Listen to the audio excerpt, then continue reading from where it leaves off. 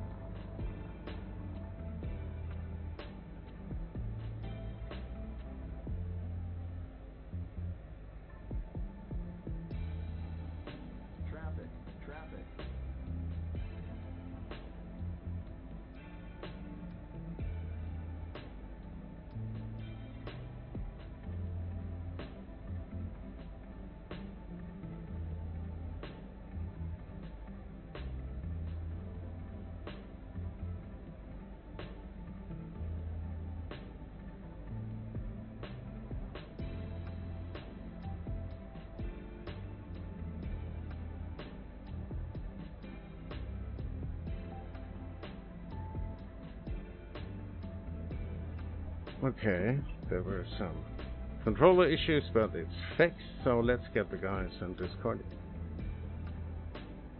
Say hello to Twitch Discord. Hello. Hello. Hello.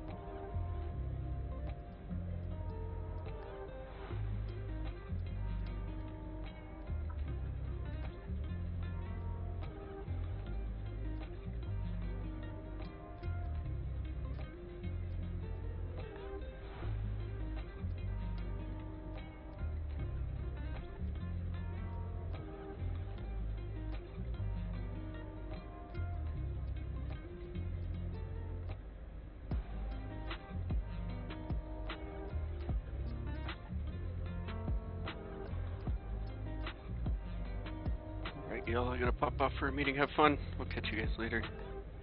Okay, see ya. Alright, take care. Later. Take care. Later.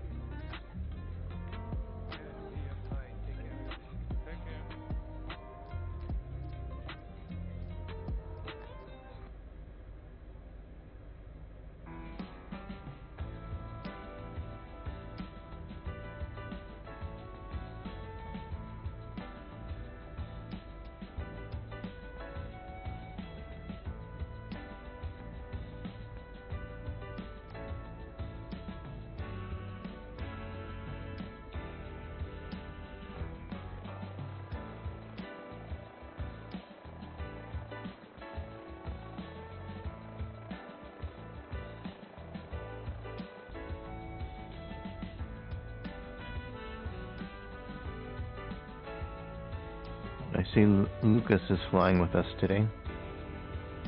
Yes, yeah.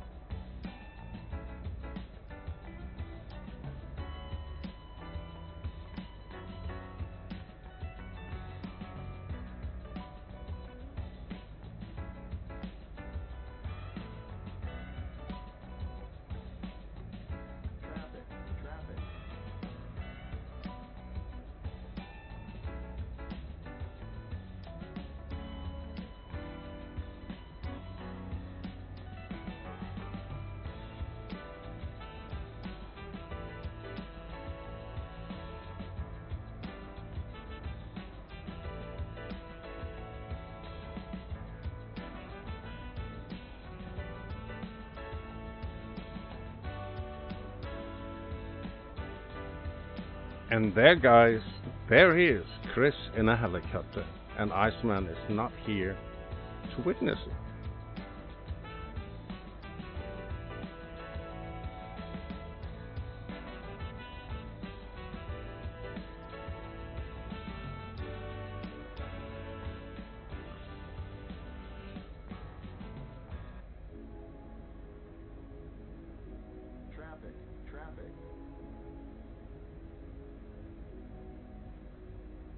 So, are we ready, guys? I am. Just starting up, 2 seconds. Okay. And today it's also for you, Chris. We don't need no stinking runways.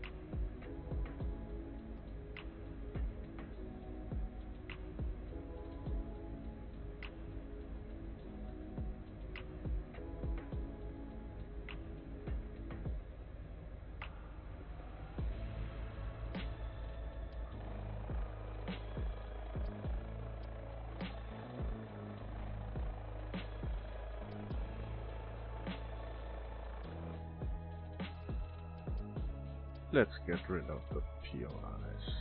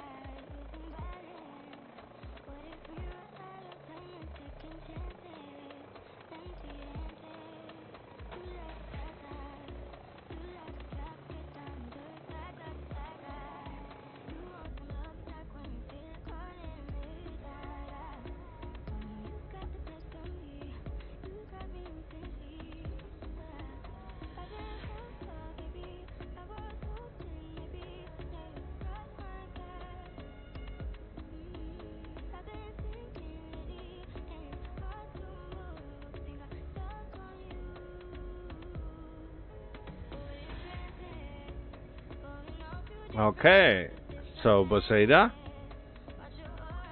Let's go. Yeah, man, run tanks. Go, go, go! Have to take care of Chris.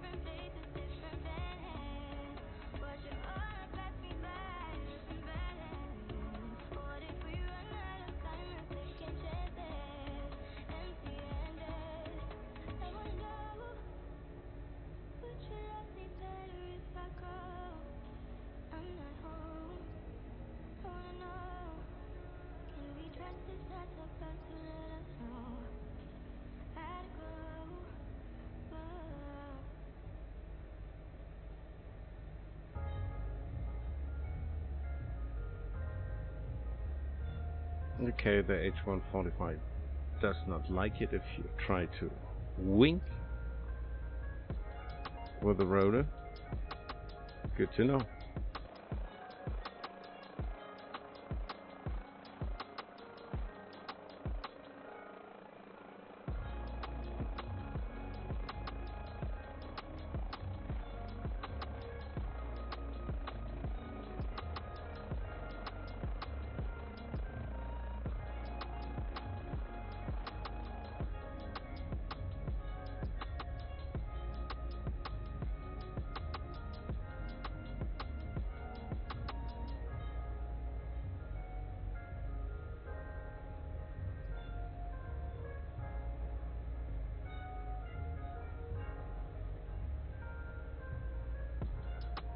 So today on the 164th leg of the World Tour, we are flying from Schwerin to Vojens Skirstrup Air Base. So that's from Echo Delta Oscar Papa to Echo Kilo Sierra Watch Papa. out for these wind turbines coming up.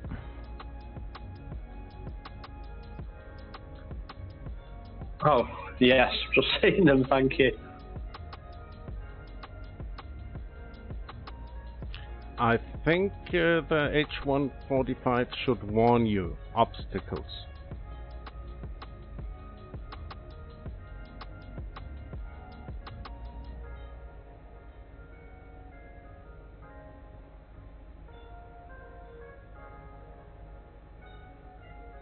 Maybe you should try flying into them, Chris, and see if it warns you. Oh, thanks, guys.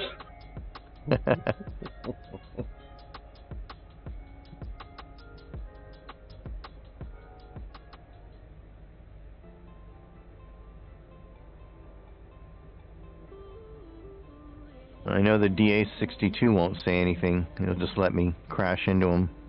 Yeah, from the H145 sometimes gives you an obstacle warning, but not all the time. That's pretty cool.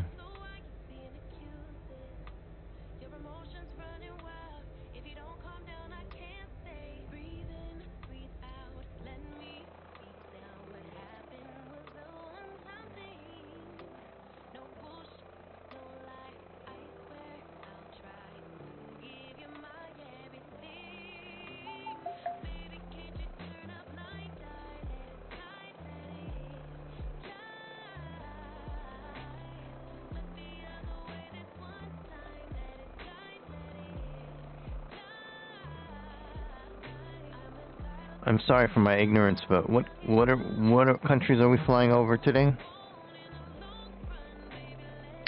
Germany and Denmark. Oh, okay, great, thanks.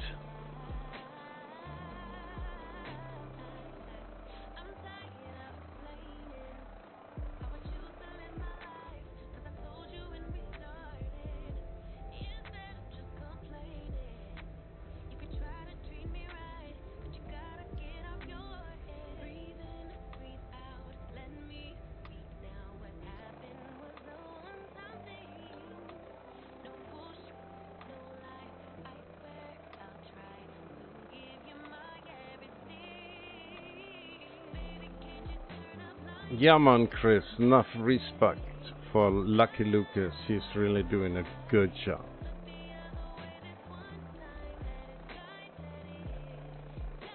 Is he behind? To be honest with you, I've got my hands full at the moment. Yeah, but he's really doing good. It looks much more weird when Bossman Gaming is flying with us.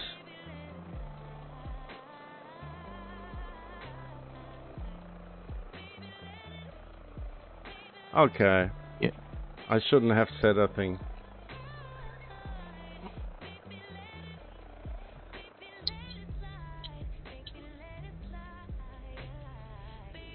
Lucas in the Carbon Cub today? Just whatever comes stock with the sim, yeah. So, do you fly with the automatic cyclic trim and the autopilot system AFCAS or AFCS? Do you fly with those on? Yes. Right, because I took them off before, just to see what happened. Yeah, it's really interesting if you shut off all the stabilization programs and stabilizer stuff. It's really hard to fly that helicopter.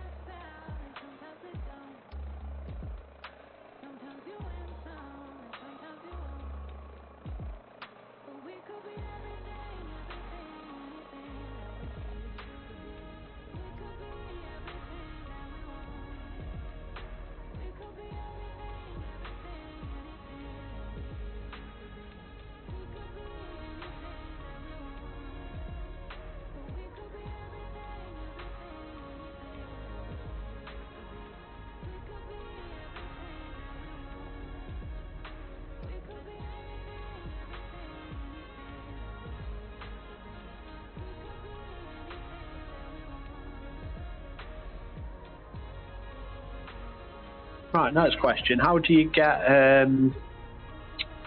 synthetic view?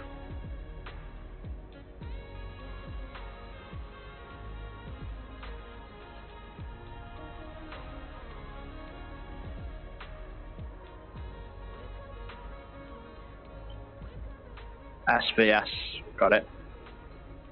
Thank you.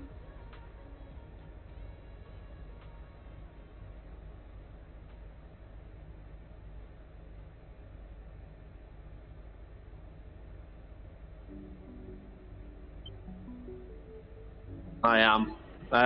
We've also got.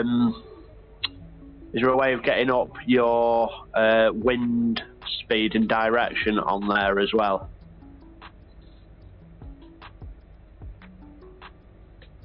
Yeah. Traffic. Yeah.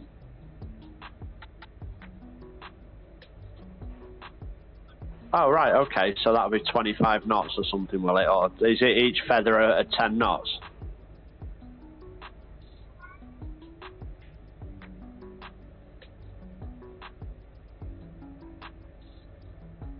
All right, okay. No worries.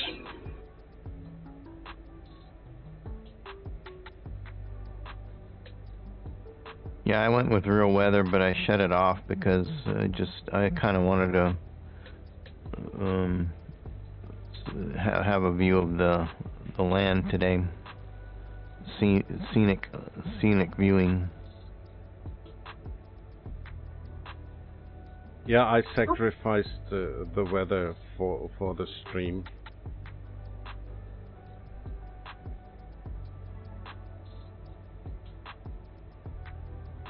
But it was really grey and rainy at the airport as I started, so I think it's not a lot of fun to fly in this weather. No, it's not.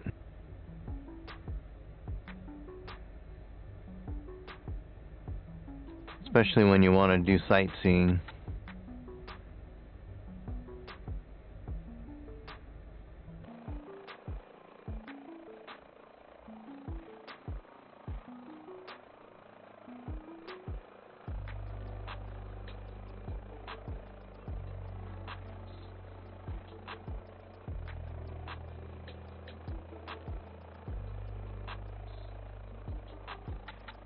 I once used real weather. Oh, go ahead. All right.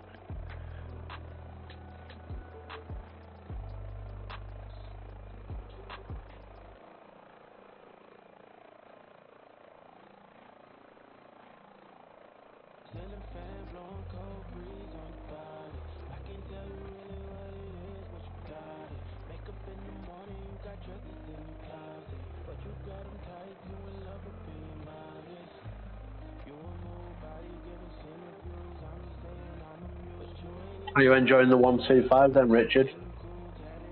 Yes, I am. Yeah. I like that one. I think the 500 is my favorite. The 125 is next, and then I think I'm sorry, what? I was saying because you've got VR now, obviously, so you're looking at it. Have you tried them all in VR as well? Yes. And do you get a different kind of taste for the size of the cockpit? Do you kind of get that perception? Yes, exactly. The 500 is a lot of fun. It's like a little sports car. It's very, very maneuverable and responsive, and it's just fun. So much fun to fly. And you can be pretty rough with the 500. With the 125, you have to be careful. You can't push it around too much, or it'll bite you. All right, one of those. But I still like it a lot. I just sort of, I don't know. I just liked it.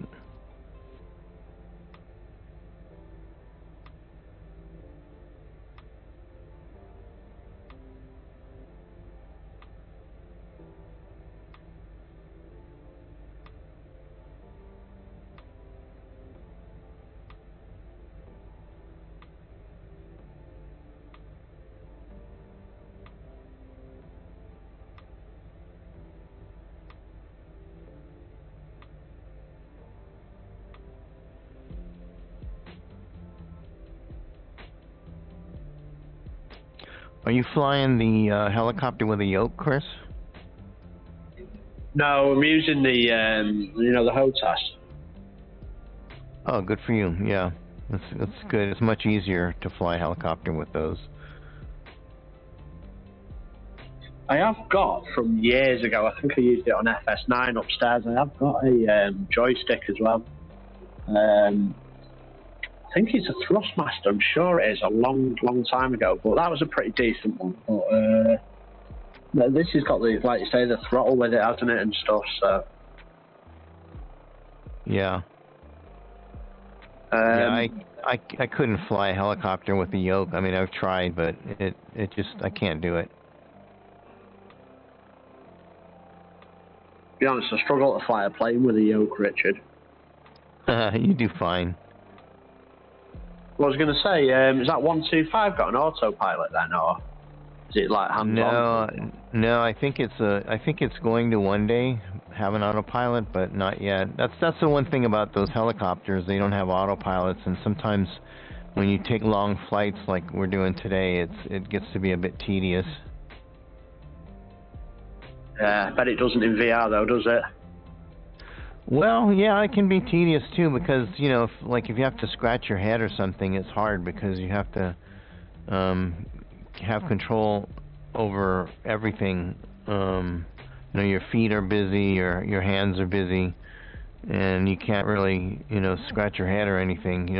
I mean, I think with the 500 I've been able to trim it so that I can take my hands off, but not with the 125 yet. All right, okay. Yeah, I'd love to try VR, but I'd be so worried about spending all that money on it and then it making me sort of sick, because like I say, we've got one at work they use for training, and I've had about 5 minutes on it and never wanted to go on it ever again. So it's one of them. Yeah, that would definitely put me off if it made me sick. It kind of makes my son sick too. Yeah. Well, the only thing I'm thinking, the one at work, it's got like a moving kind of plate to simulate the machinery that you're in. So it actually physically moves underneath you as well. So maybe it was kind of your body telling you one thing, your brain telling you another kind of thing, Right, yeah. I guess the other option is to get something that you can return, if you are, if you're interested in trying it. But that can be a bit of a hassle too. Yeah, that's it.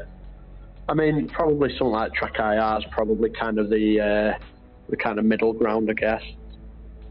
Yeah, I was gonna say, you're not using anything like that, right? You're not using Toby or Track IR. No, but I'd probably go with Toby over Track IR, just reading the reviews and stuff. Yeah, I've used Track IR for many years, and I would still go with the Toby, even though I think the Track IR is a little bit better. You don't have to have the gadget stuck to your head. I was going to say, you don't look like you've got an antenna stuck to your head. Exactly. No, you fly really well, considering you don't have any of that, any kind of other device like that.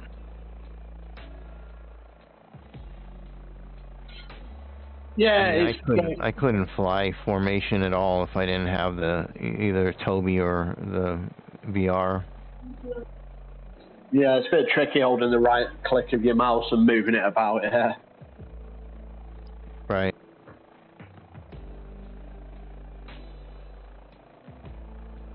Back in a sec.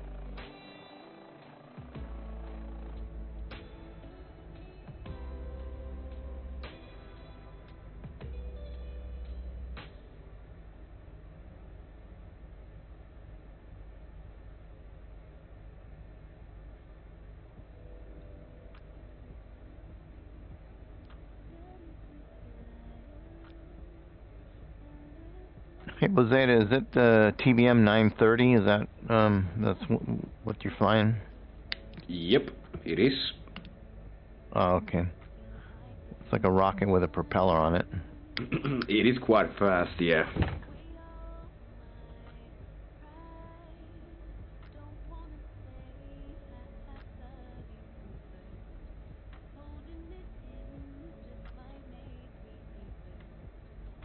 Yeah, I've flown the TBM a few times, and it's quite a plane.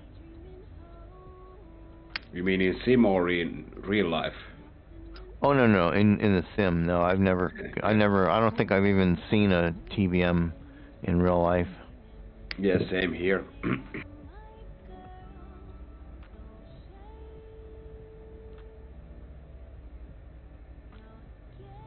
No, my actual flight experience is in a 172 or the Cirrus SR-20. Well, at least you got something. Yeah, a few hours. Yeah, not much. So which one do you favor? Oh, I like the Cirrus. Yeah, it seems a more modern day.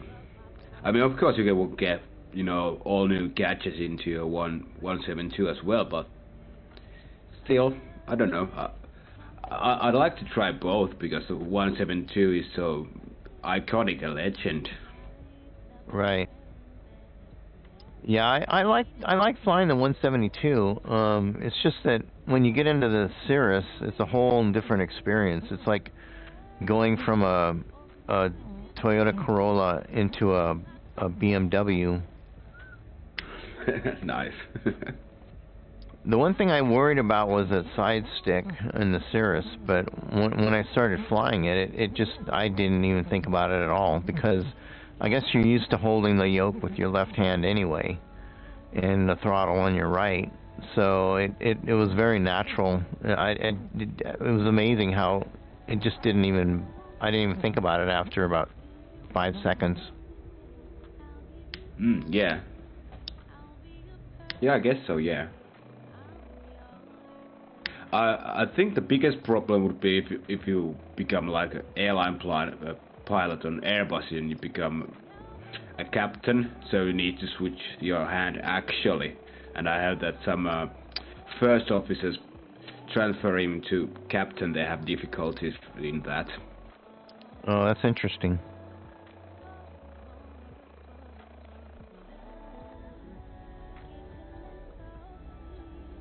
Yeah, and especially in a big aircraft like that, you would get a whole different perspective of things. Yeah. Yeah, the cockpit is a lot bigger in those. Yes, yeah. I always kind of marveled that my instructors could fly, you know, so well in the right seat.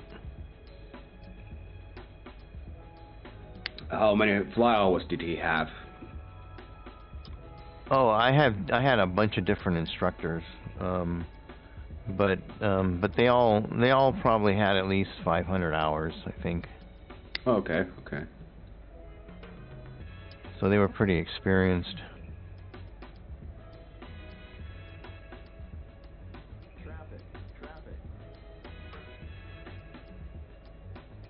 Yeah, the flight school I went to was, you had the syllabus and you had the instructions and the books and all that, and you would just get whoever was available when your day came up. Oh, okay. It was good in one way, but it was bad in another way, because, you know, it's sometimes it's nice to get to know somebody and how they fly, and they get to know how you fly. And but on the other hand, it's handy to have different perspective of flying from different people. Oh yeah. And experiences.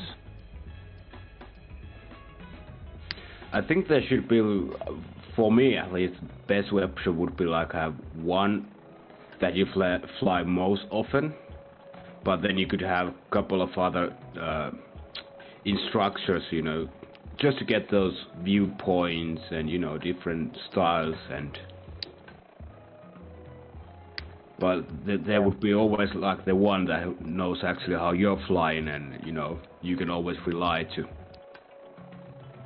Right. My favorite instructor was the chief pilot of the school, and he was great. He was an ex-Marine pilot, and it was just great flying with him. He was very, very easygoing, and I felt comfortable flying with him, and it was very relaxing with him. Some of the other instructors were a little jittery, so it doesn't help to make you calm. Yeah, yeah. Well, fighter pilots, they do get a lot of hours in those. Right, yeah. Yeah. And I think just from his experience of teaching so many people, he was more relaxed. Yeah, yeah. And the persona of the instructor is really important. Yeah, it was very helpful. It's funny, I had one guy that was all very jittery and didn't, he was always like controlling, taking over control, and then I had another instructor, a woman, who ended up going to a regional airline. She was just completely hands-off, and the first time I landed, she was just completely hands-off. She let me land by myself, and that was a little bit too much, because I landed pretty hard, and she didn't really think it was that bad of a landing, but it was hard for me. I was surprised the ELT didn't start going off.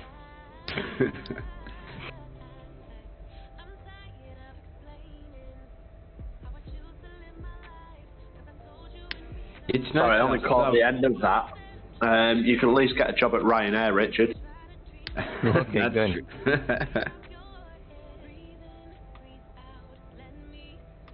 Yeah, it's always nice to have some freedom, but you have to give it in portions as a teacher. Right.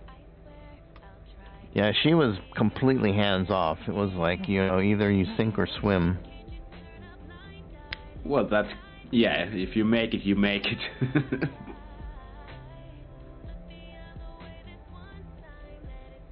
But she was a good instructor, though.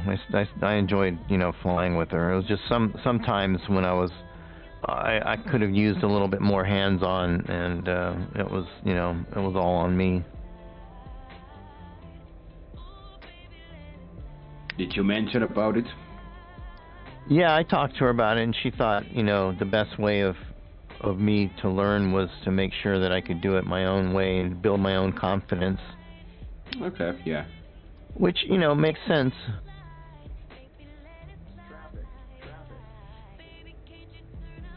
The one thing I really liked about the Cirrus is the G1000.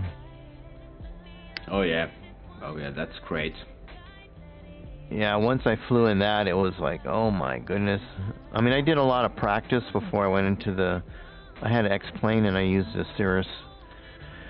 And I got a lot of practice with the G1000, but when I actually flew with it, it was so nice, so great. So what peripheral do you use for the Cirrus, Richard? I just use a joystick. I know they have side sticks available now, but I just use, and sometimes I actually use a yoke as well, but generally the joystick. Oh, okay. Yeah, I was going to say there's side sticks available. Right. Yeah, pretty expensive though. If I recall, the one I'm thinking of.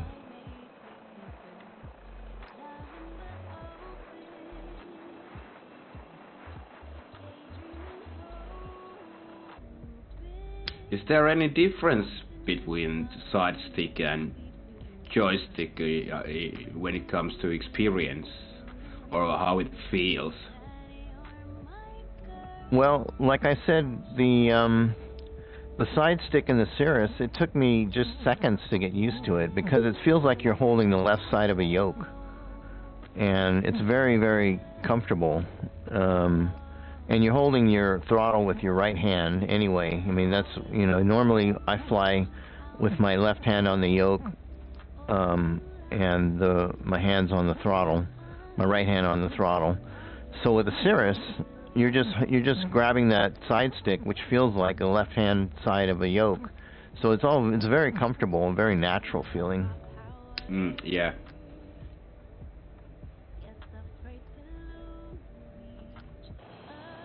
surprisingly natural feeling. I was a little bit worried when I got into the cockpit and was looking at that setup, but it was easy. It was fine. You didn't think about it after literally seconds.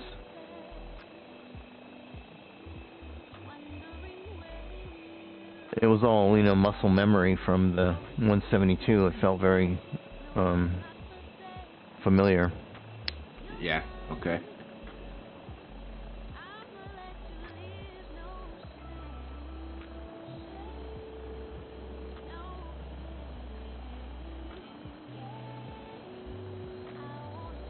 How are you doing up there, Chris? Are you enjoying the 145? Yeah. Listen, it's just a different way to fly in the sim, isn't it? It's easier than I thought to fly. Not really a big learning curve.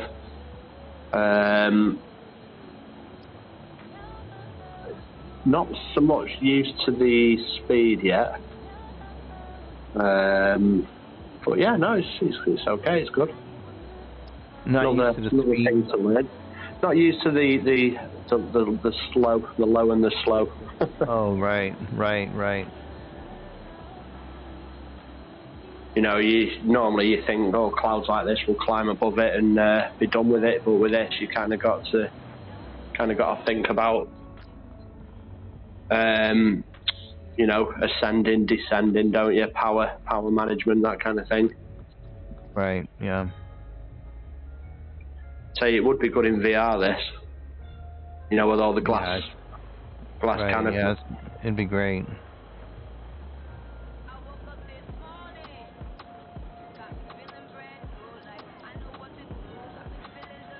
Can you see anything with the weather you've got now? I can at the moment. It's kind of cloud and rain all around, but we're kind of heading into it. So at the moment it's clear. Oh, okay. Ish. I'm off to your right side about 4 o'clock.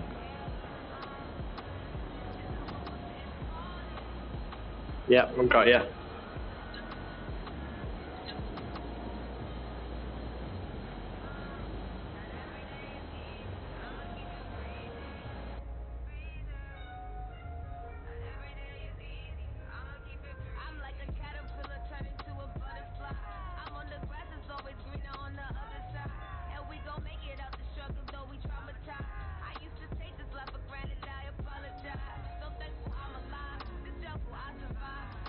Have you got it on autopilot now?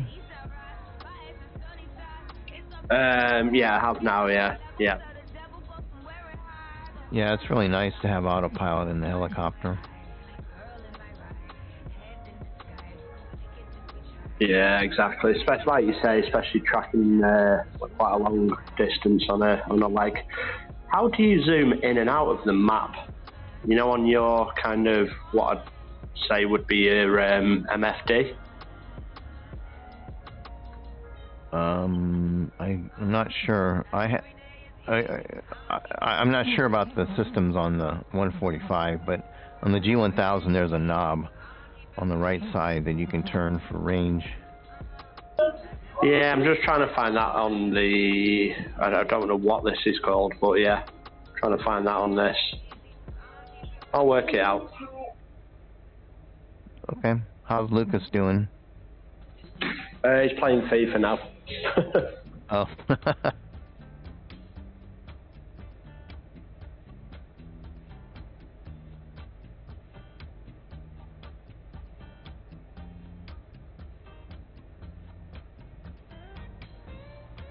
What's that fork all about, Richard, as well? On your main display? I'm sorry, what was that? So on your main display, like your PFD, in the top left, it's got like, I don't know how you describe it really, like a dial with sort of where you red line on the left and red lines on the right, and the display looks like a fork. Yeah, unfortunately, I haven't been flying the 145 for a long time. Oh, okay. Probably Grantler would know.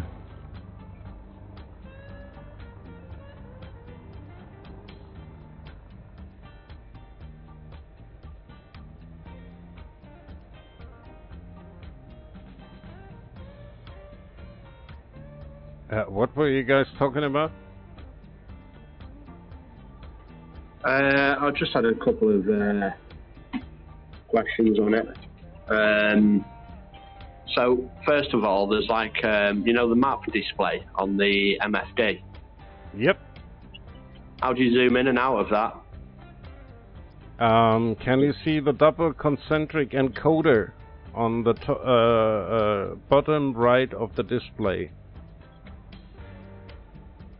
Take the upper knob and turn it. Oh, perfect, thank you. And then the other question, why is one of my displays, like the needles on the MFD, a fork?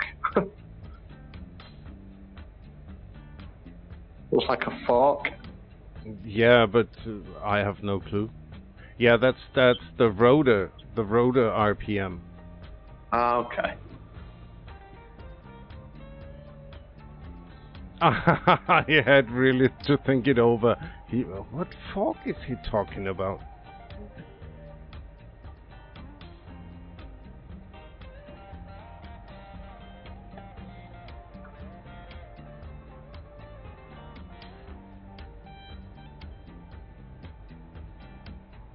Yeah, the 145 is pretty amazing. All the systems they have worked out, and it's a pretty remarkable model in the sim. Well, the one thing I have realised, it's definitely an Airbus. Yeah, I love it for long flights, but for the fun, I would rather take the 500 or the H125. Yeah, it's great for longer flights. It's the other helicopters are just it gets tedious after a while hanging on to everything. You know, your hands are busy, your feet are busy, and you can't let go at all, or else you're going to be out of control.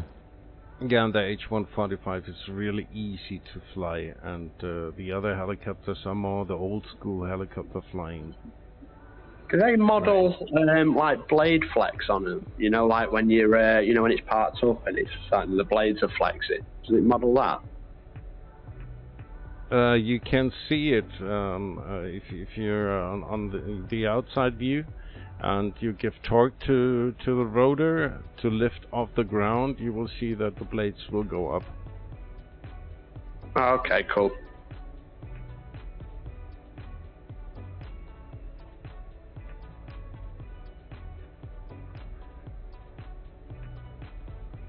It's not much of a big effect because this is not a Russian helicopter, but yeah, they have this modern technology and materials for the rotors. It's composite.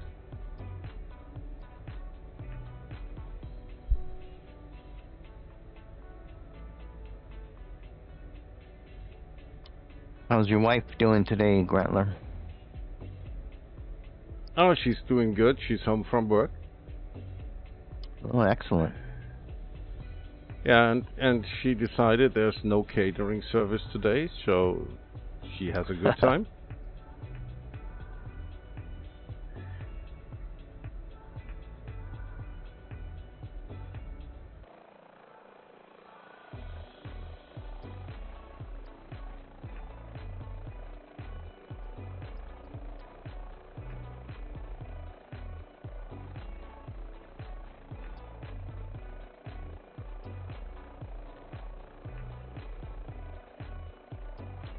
Chris, have you practiced in the 145 before, or is this pretty much your first flight?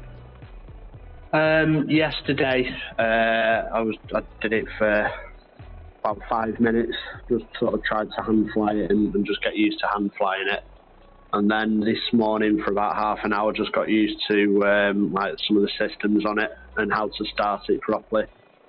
So yeah, that's what I mean. I was quite amazed on how quickly it is to pick up. Yeah, well, you're doing good. You're doing great.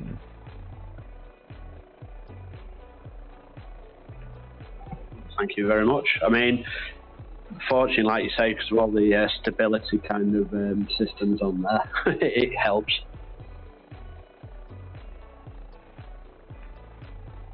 Yeah, but it's a real good helicopter to get used to helicopter flying because it's easy to fly. And then you can go on with the other models. If you want to. Oh, Bo Sader. Don't drag me into this. I just think it shows the progressive views of the FWA, that's all, that we're willing to try new things. Yep, that's true. Look, up in the sky, it's a bird. It's a plane! It's helicopter, helicopter.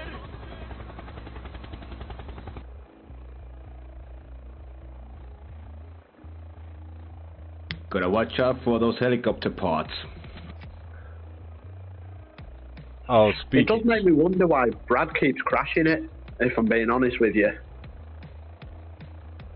No comment on my side. Just laughter over here. But speaking of parts, Poseida, my last two knobs are printed now, and now I have to wait for all the switches and stuff that are ordered in the internet. So I have to wait. I can't wait to get my cyclic done.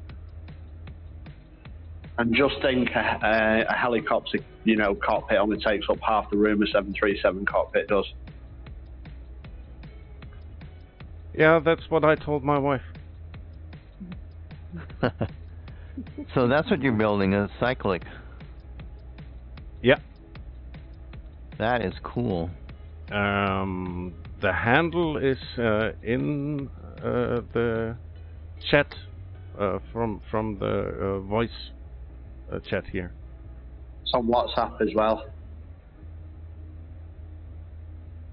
Yeah, I was looking at WhatsApp this morning and looking at the pictures. It looks very cool. I just wasn't sure exactly what it was. Now, if you look at the last picture, you can see it. Yeah, it looks great. How long do you need to wait for those parts? The main handle, the first part that I printed was about 30 hours because I printed it in 0.1 millimeters layers. Ooh. Okay. All over, I would say around 60 hours. But I have to do nothing. I just have to start the job and take care of the material, and then it's just sit and wait. It's great. What kind of a 3D printer do you have? This is a Race 3D printer of the school where I'm a teacher nowadays for 3D modeling and 3D printing. Oh, that's great. Yeah, it has two print heads, so I can do two color things as well. I'm thinking about labeling my collective. That'd be a good idea, too. Yeah, and I really can print white in black, for example, and then I can use it for backlighting. Yeah, I have a Prusa, and it works pretty well. I haven't used it much in the last year or so. Yeah, it's really fun, especially if you're into cockpit building. It makes a lot of things much cheaper and easier. Right. It's good to have the skill to be able to model and print, 3D objects. No, it's not that difficult. You have to use the right software. I'm using FreeCAD, and I'm modeling out of sketches. So I first have a sketch, and then I create the 3D model out of the sketch. Oh, that's a good idea. Yeah, I use Blender for modeling.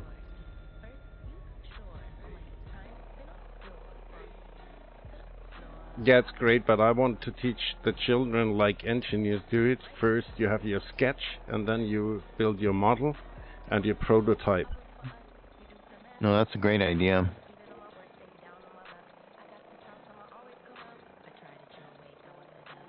we also made a Minecraft or night light for the kids on their table beside the bed. Oh, that's fun. Yeah, that's how I got the kids into it. I asked which topic would you like to do, and everybody was talking about Minecraft, and Minecraft is perfect because it's just simple shapes, you know. Right, yeah, very blocky. Yeah.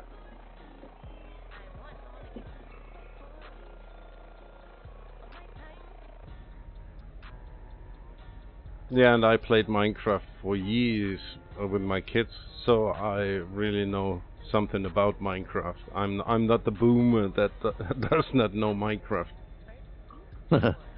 Yeah, I haven't played it, but I've seen it. My son used to play it when he was younger. Yeah, we always had a Minecraft server at home, and yeah, with 3 girls. Girls like to play Minecraft. I'm back. Hello. Hello, back.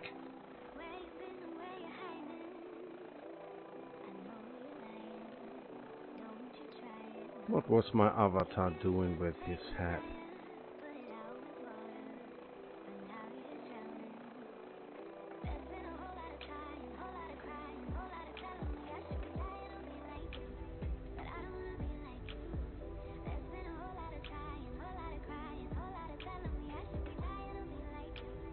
So, still 35 nautical miles to go, 16 minutes for me.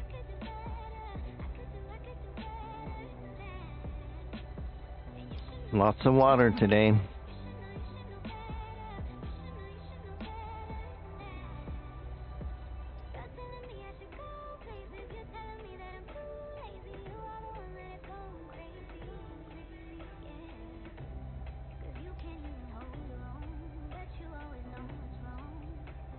What's the weather looking like now, Chris?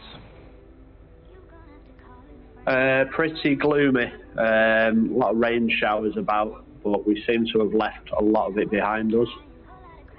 But still sort of dark cloud and a lot of it. Cloud base is probably about, what, 3,000 feet now? No? Okay. Okay, I sacrificed the weather. Must be really gloomy going Oh, over the spring water and because then have all those clouds. there was not much to see. Oh. Yeah, well, I guess for Northern Europe, I was just kind of wondering actually if is there a bridge that goes from Denmark over to Sweden? Yeah, there is. Is that modelled in the sim, I wonder? As a POI or anything? It is. It should be. We flew that month or 2 ago when we flew from. Yeah, we are flying in circles. Yeah, we were flying the castle runs in Denmark, and then we flew to what was it? Kalmar. Yeah, Sweden.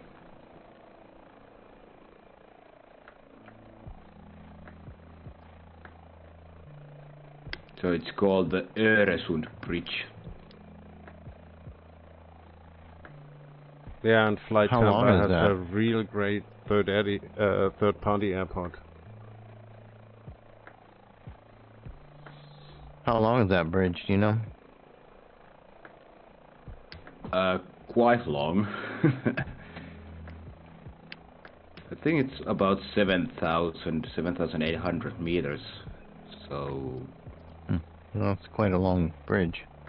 Yeah, yeah. And no, I'm not landing on it before one of you says it.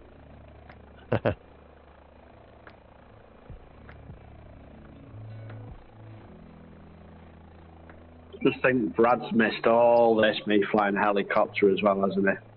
Yeah, that's what I'm thinking all the time. He's not here to witness it. I'll just deny it ever happened. Yeah, you can just deny it, Chris. That's what I was about to say. Yeah, you can say Grantler just manipulated the video.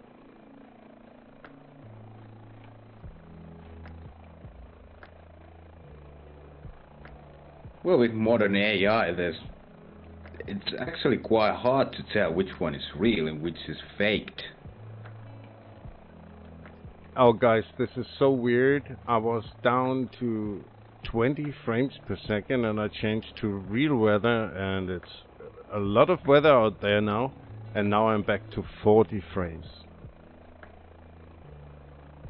Something weird happened to me actually. I've got a new airport, Palma de Mallorca. I was flying in there the other day, and it was less than 1 frame a second. It was literally, I mean, it was like a really poor slideshow. I mean, it was probably 1 frame every 3 seconds or something. And I landed, and none of the textures had actually loaded. So everything was just blurred, all the ground markings and everything was just blurred. And it took a while, and then all of a sudden it all just pops in again. So weird. And I don't know what could have caused that, because I've never experienced anything like that in the sim before. Yeah, that's what Have you used poor memory management. Have you used any other scenery from that developer before, Chris? No, never.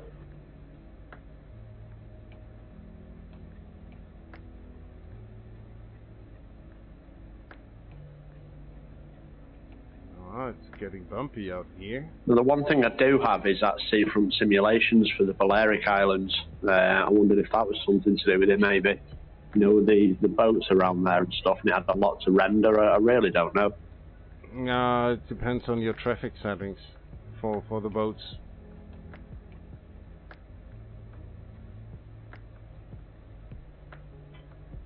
Looks like there's a lot of people in this coming up here.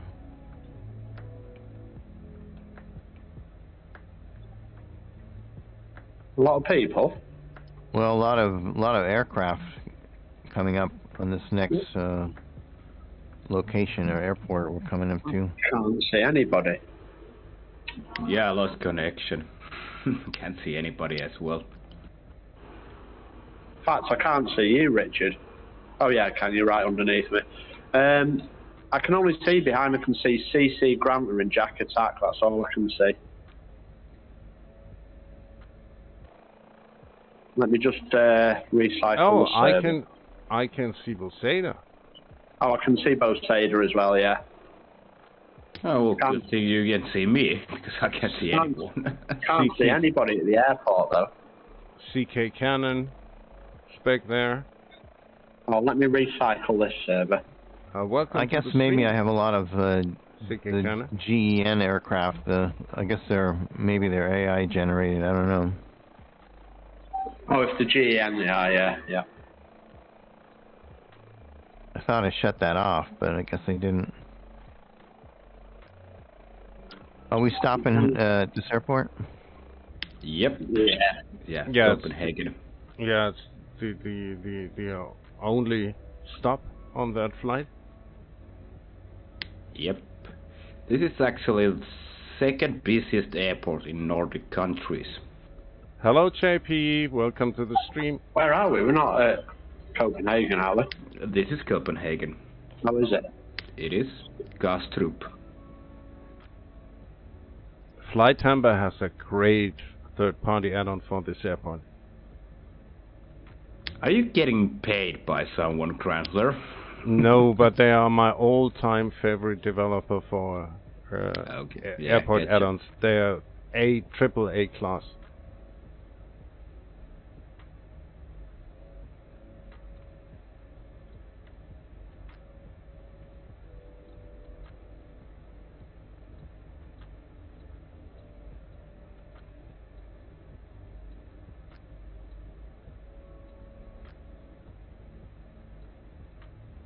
I'm flying out to the east, coming in on 30, but I see this bridge, and it's quite a bridge, and then it just goes into some land and disappears. Because that's, I think, what it does in real life. It actually goes into a tunnel, I believe. Oh. Yeah, when it comes, yeah. You need to go to a tunnel from Copenhagen to get to that bridge. That explains it. Or maybe we're just on a Sobo's payroll. Yeah, go figure, Osobo.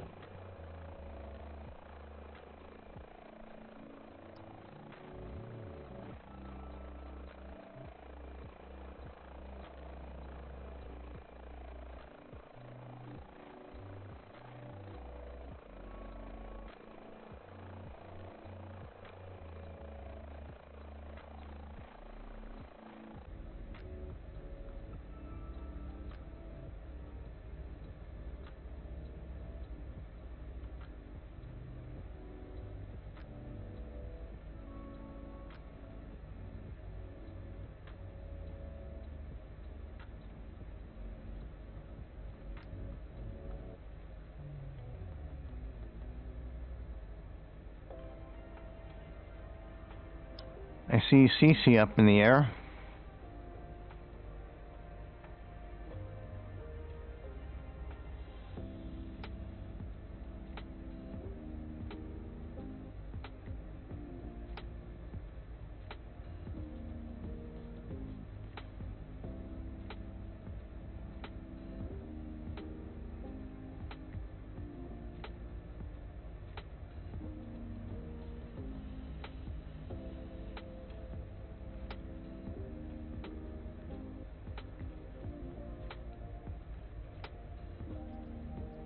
Still 14 nautical miles, about 6 minutes to fly.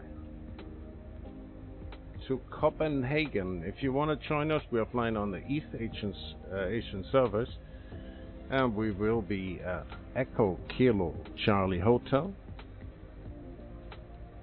in a few minutes. Some of the guys are already there.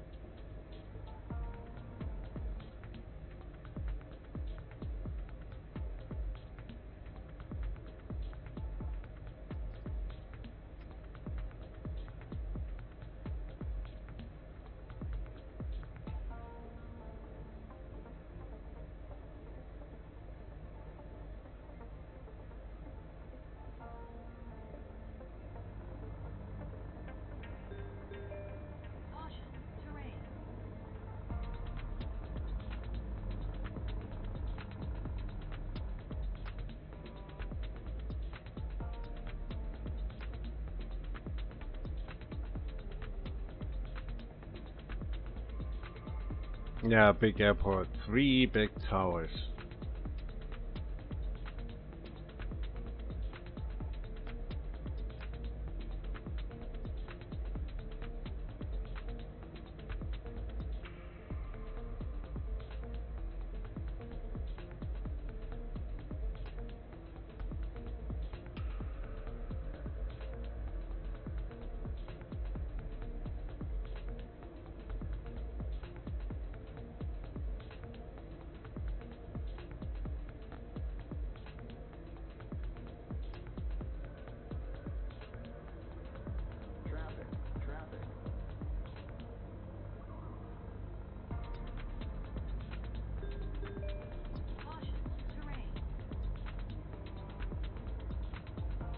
Showing smoke then coming out of the sides of your helicopter, Grantley. What are you doing there? I don't know.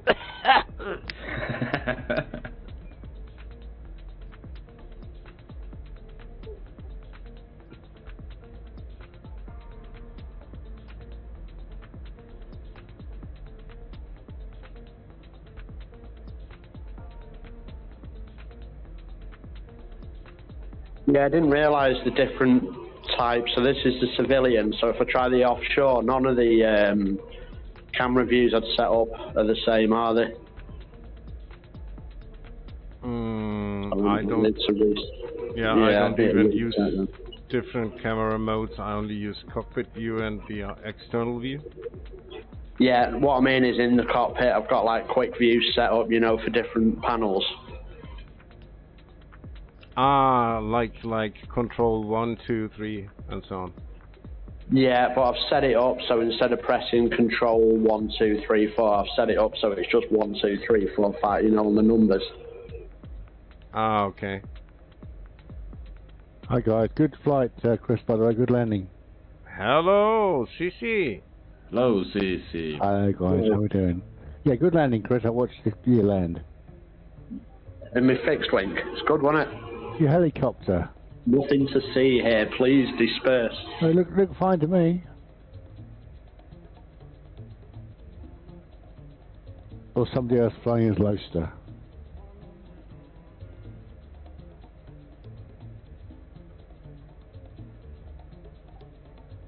Yeah, I was just saying it's easier than I actually thought to learn to fly it, isn't it?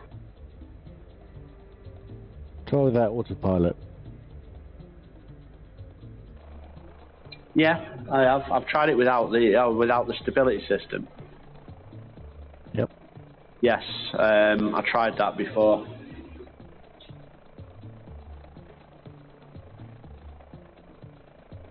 Oh, so CC, you are back in the 500 Magnum PI. Yeah, I thought, well, I was sitting in the garden and I heard a and I went, and there's a 500. There's a queue for me to fly the 5 tonight. Ah, okay.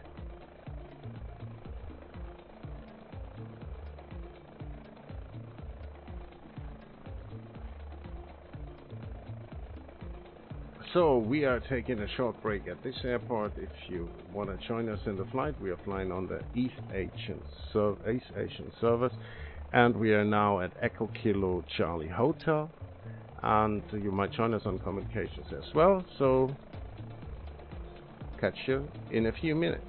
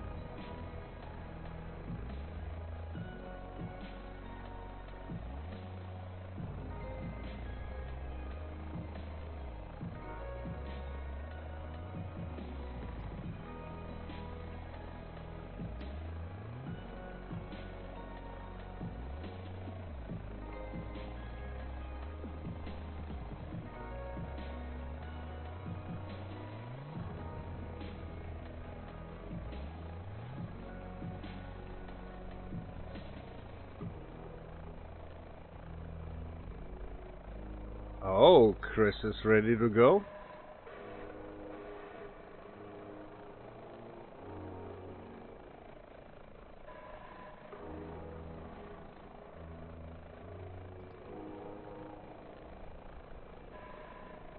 Yeah, especially you will enjoy the helicopter on point of interest that are hand modeled and stuff like this. You miss a lot passing it with 100 knots.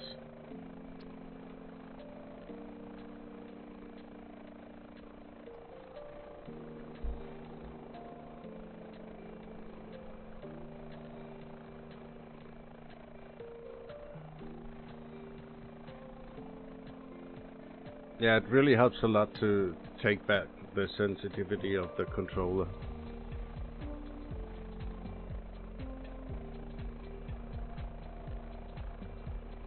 I'm back. Hello back.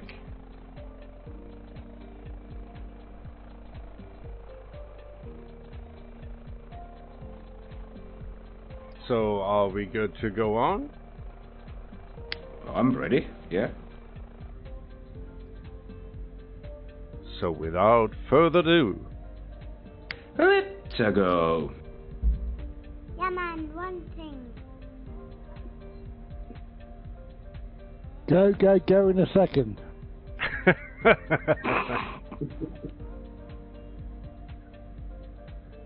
Voodoo magic. Oh, it's not magic.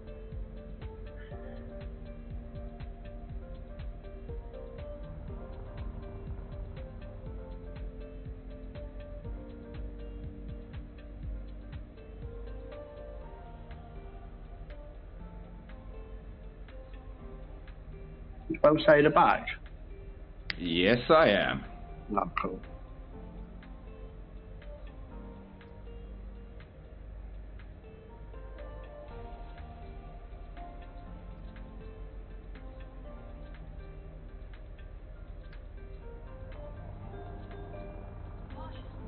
On your 6, Chris, I'm producing some Careful. evidence footage. Break. What, of Lobster flying? A chopper.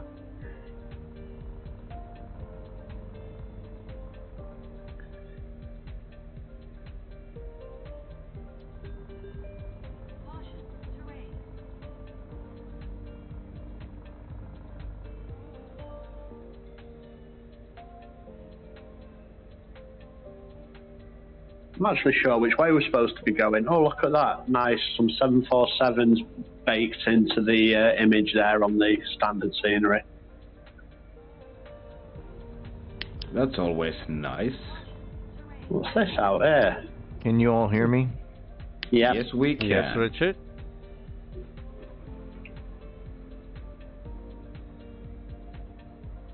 That'll be you in VR then, Richard.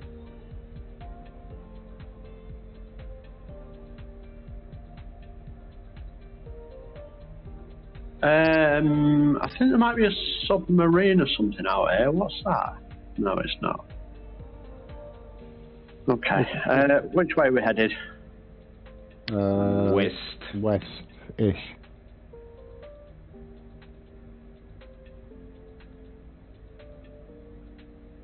Echo Kilo Sierra Papa.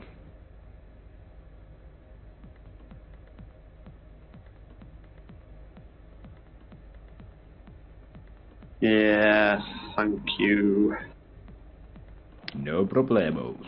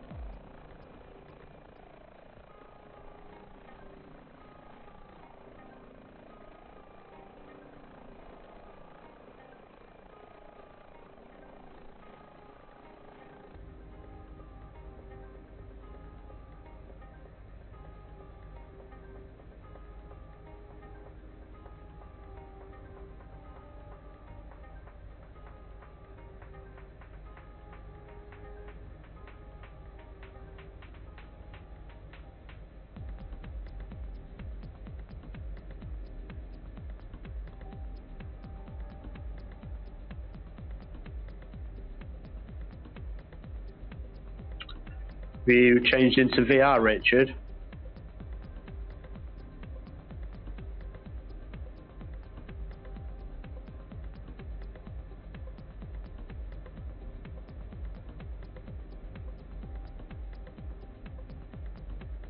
Can you hear me now? Yep.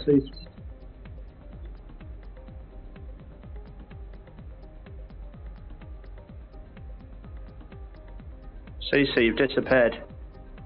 Back in tick, sorry.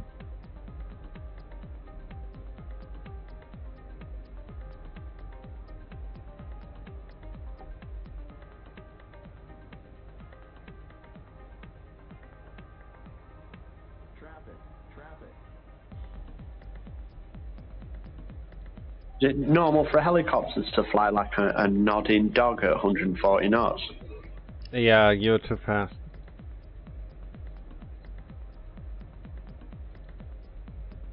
Nodding dog. And yet at 136, 135 knots, it seems to just sort it right out. So you found the sweet spot. Oh no, it's nodding again. Stand by. Yeah, you have to be patient flying a helicopter. Oh, I forgot to put fuel in. Oh, hang on. That sounds very familiar to Mr. Iceman. Right, let me do some workings out then. So it's 47 minutes, 100. Where's my fuel? How do I know how much fuel I've got? Oh, there you go.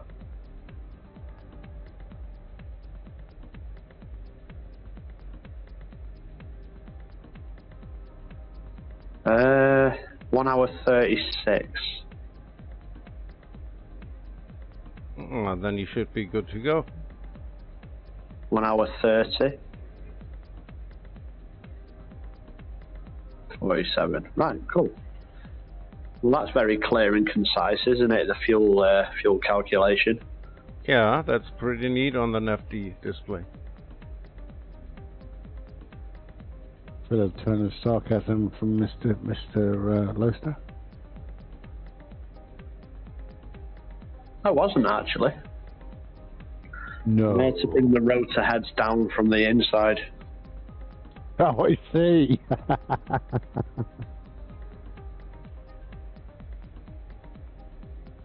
Blackhead, I have a cunning plan.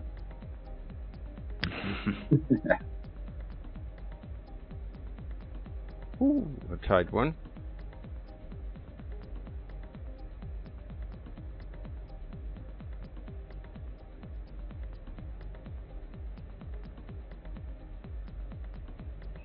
Right, so I've got Richard, Bosader, CK Cannon, Grantler, and Jack Attacks. Nobody else with us on the flight then? I will be in a minute. I'm just trying to reload my 500. But other than you, obviously, then nobody else on the flight. How rude. Well, no, because I thought there was a few of us before, that's all. Oh, okay. There were last week, yeah. We had quite a few last week. Yeah, that's always if Iceman is out of town, we lose a lot of views because I'm not the entertainer he is. Oh, come on. Very entertaining. You're not flying, Professor. There's a really good reason. I don't want to get into it right now, but nothing to do against anyone. Just I have problems that I'm trying to take care of, and hopefully someday I can get back in. Okay, hopefully. Hope you're okay. Fingers Yeah, crossed. you do, but you know how it goes. Yeah, good luck, buddy.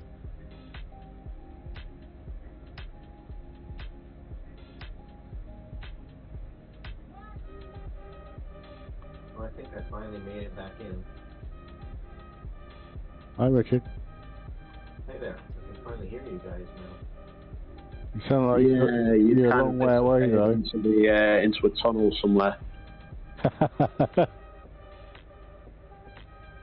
I'm assuming you're in VR. Yeah, and this headset's a little bit prickly when I take a break. It sometimes I have to restart it, and it's kind of ugly. You know, it messes up Discord and everything. So.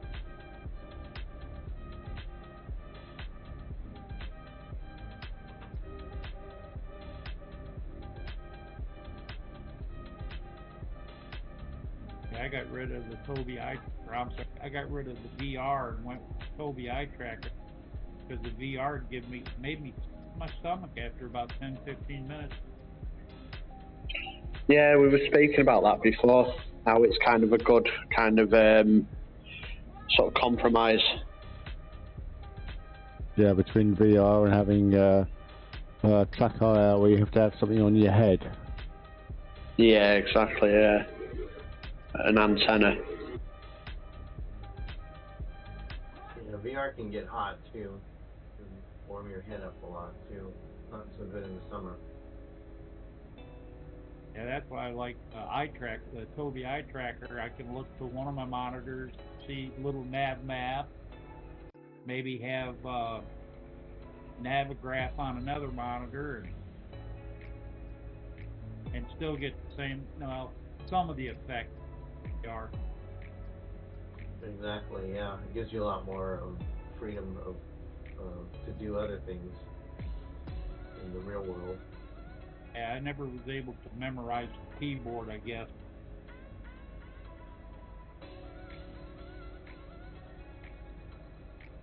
Yeah, for the important items, for switching in and out of VR and centering things, I have that on my joystick or my joystick. But for a lot of other things, I have to pull my headgear off and poke around on the keyboard if I need something there. That's what I had.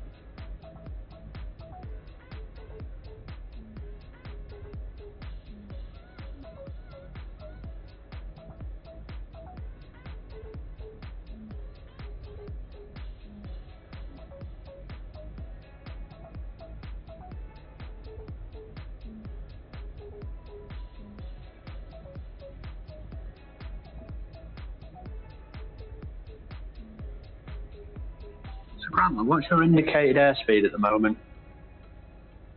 129 over ground and indicated 118.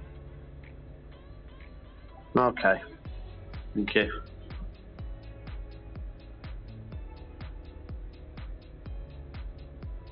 Yeah, and it's the weather radar of the GTN 750 is also nice to have in the helicopter.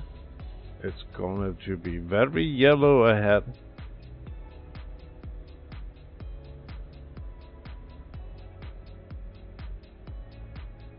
What the heck?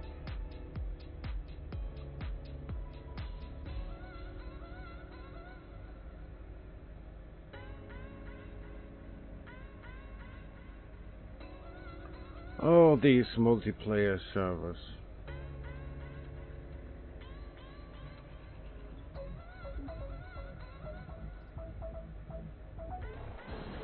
The words I today about church glasses. Yeah, we're flying from German to Denmark.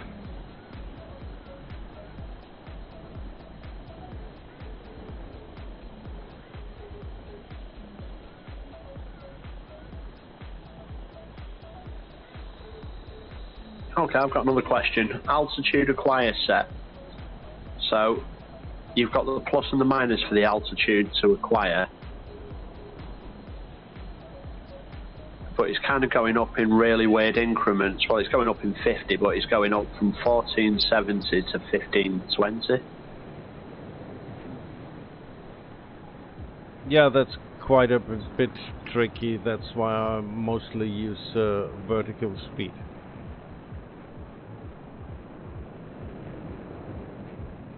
Okay. It's also better to keep the balance between climbing and speed, is to use VS for me.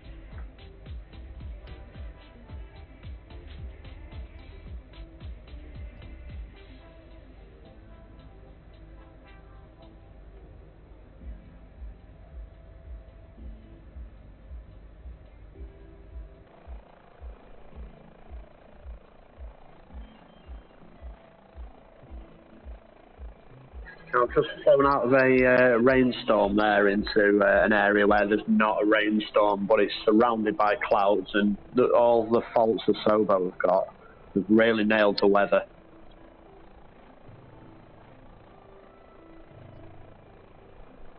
Nice. I mean, Yeah, I think they've done a good job. Yeah, feels like home to Chris. It does. It really does. Never leave without an umbrella. I'm going to do a return and assume it's frame rate is horrendous. Say again? I'll join in a minute. We'll have to do a restart. My frame rate is just chronic. No worries. What I'm running? 8 frames a second? Really?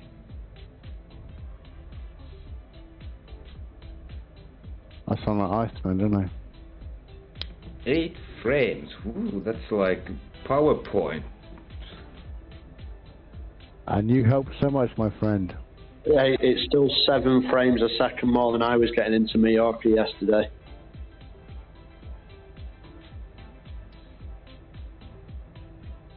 You were getting 1 FPS. Well, less than. Oh, that's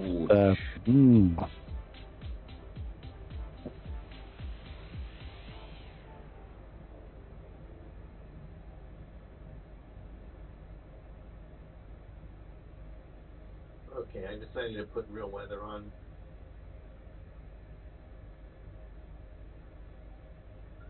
Enjoy that VR experience by not being able to see anything. Yeah, it's not too bad. I'm about 1,000 feet right now, and the ceiling looks another like a couple of 1,000 feet over me, so I can see the land just fine. It's patchy, I think, so you fly in and out of it at the moment. I mean, what looks good, Grantler's flying into an area I'm going to be flying into now, and it looks the same for me further back than, what you're flying into there, Grantler. Yeah, just a wall of cloud and rain. Yeah, that's pretty cool. And what's also amazing is how I met people on these flights. They are the guys that are used to rain. There's this guy from Finland who loves the cold, and I am the German couch potato that needs a tropical paradise. Yeah, just to clarify, by the way, I don't love the rain. I just have to deal with it. Oh, got you. Well, I grew up in Hawaii, so I ended up being really soft with the weather.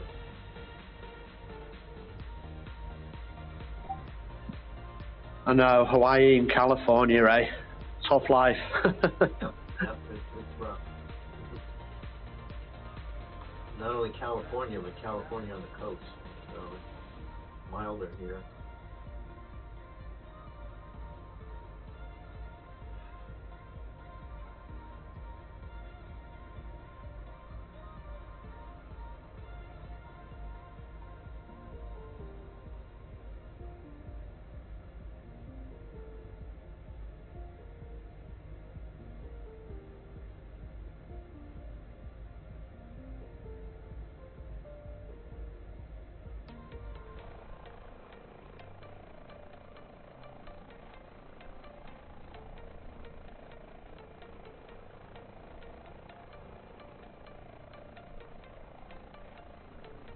Yeah, once I can learn how to get rid of those floats on that offshore version, Grantler. Yeah, maybe it's just impossible.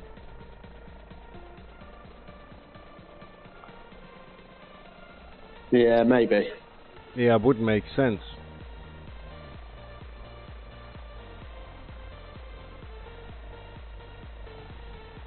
But it was lit up blue, as if, like every other thing that was attached to the aircraft, every other kind of, whatever you'd call it, part.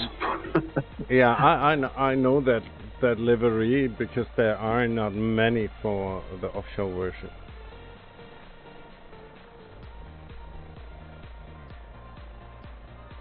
There's even less for the civilian cargo. one. Yeah, we really have to try out that multiplayer mission flying in the helicopters. Firefighting, rescue missions, transport missions.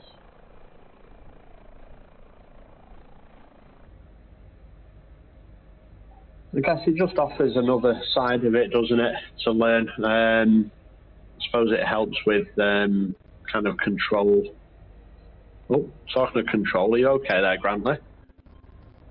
No, I just started my synthetic vision and my helicopter got mad. And now I'm back. That's so weird.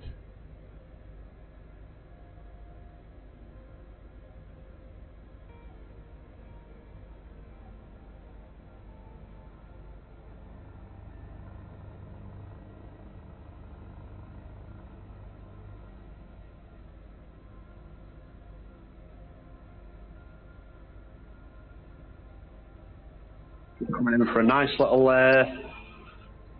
fly there as well, fly past. He just literally shot 90 degrees up into the air. Yeah, all I did was activating synthetic vision because there was a lot of fog there.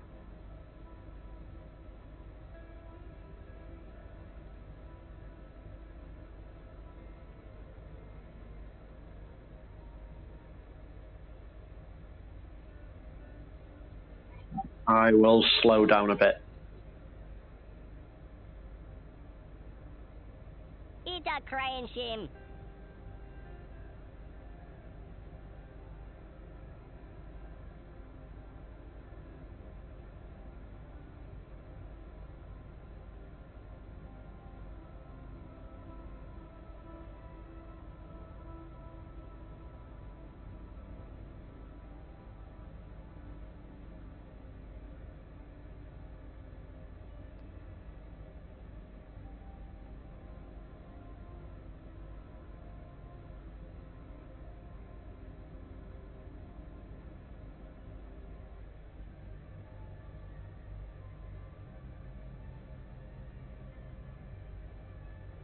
It's pretty interesting with the weather on. Yeah, it's brilliant. Really good. I wouldn't want to do it in real life, but it's pretty cool in the sim.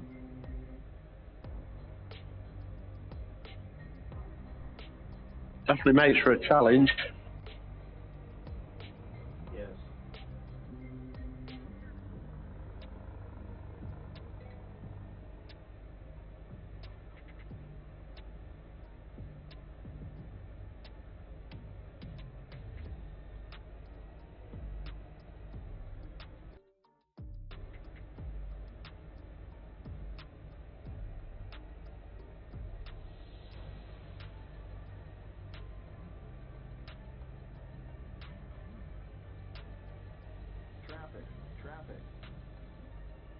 The registration's customizable, by the way, where you can put your own sort of reg in. Yeah, you can do it on the livery tab, on the aircraft tab before the flight. Yeah.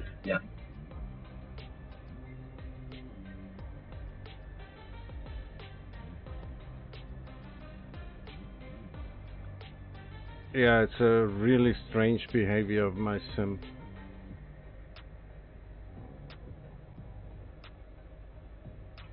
Listen, if you need any tips flying helicopters, lads, just let me know. I think it's more a Windows issue or a sim issue, not with the pilot.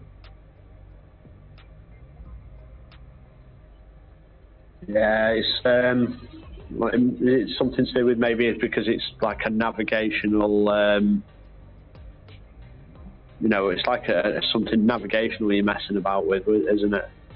I think it's more a calculation problem because it looks like that my CPU is on 100% at that moment, and there's not enough power to calculate all the systems of the helicopter.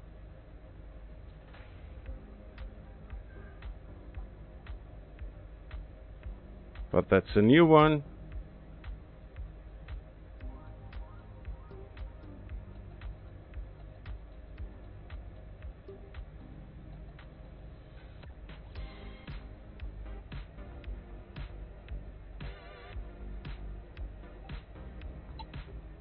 Yeah, it's just a gift that keeps on giving. I've just put the night lighting on to night as opposed to day. That's quite impressive.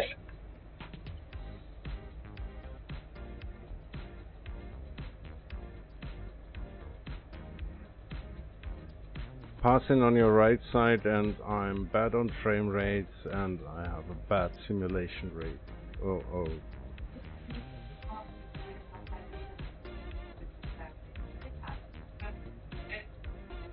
Oh, darn.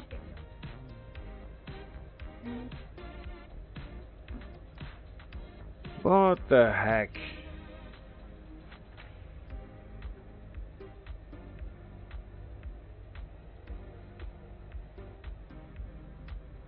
Yeah.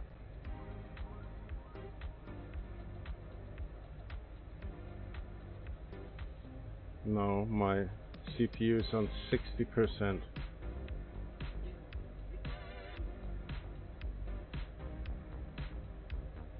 Wow, that's so weird. You see a ship out to your right there, Grantley? I think that we will not see the same ships because they are auto-generated. Okay, yeah, fair enough. That would be good if you saw the same ships. Yeah, that would be great. You know, like an FSLTL kind of thing, live traffic. Yeah.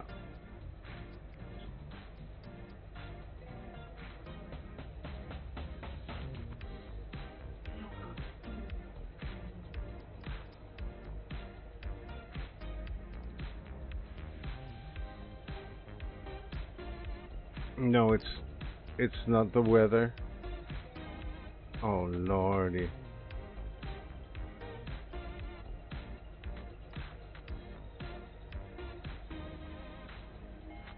So if CC was experiencing it as well, could it be the server?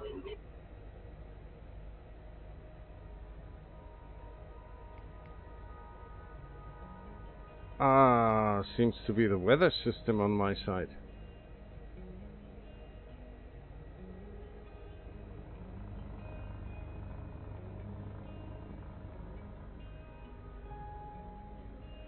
And now I'm back to performance. That's so weird. 30 frames all of a sudden.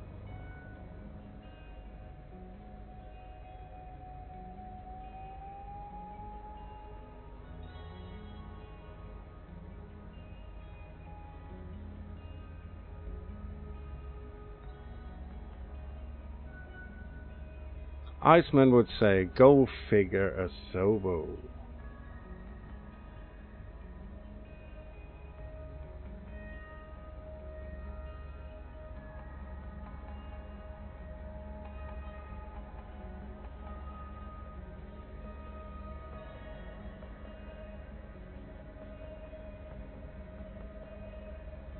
Getting a bit cloudy now.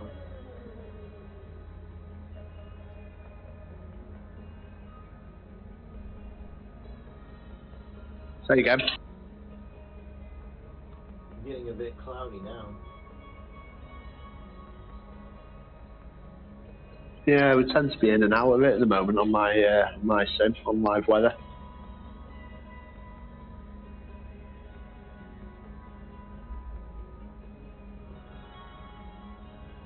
Yeah, I'm at 1,500 feet and I can't see the ground.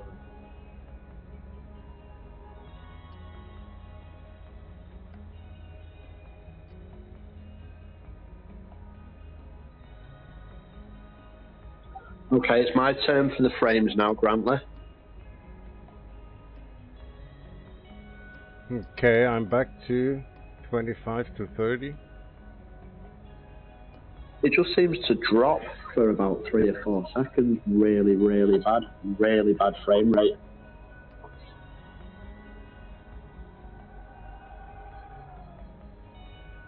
Must be the helicopter, because I'm getting good frame rates. And I'm flying a fixed wing. Touche. Hey.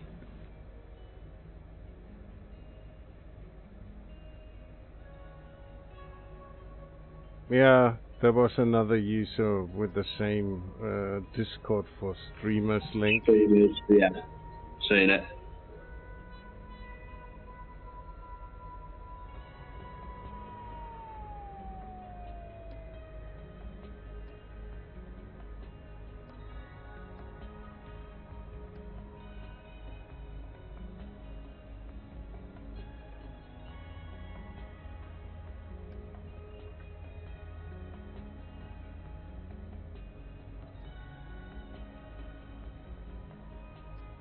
Yeah, no, the sim is running like it should be. Oh.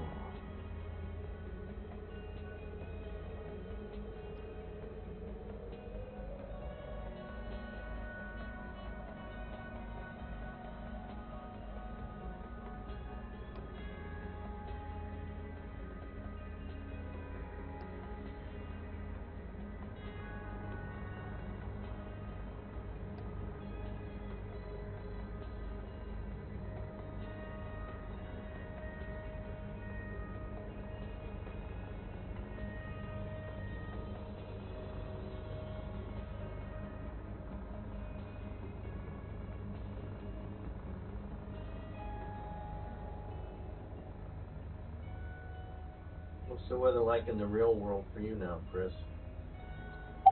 Terrible.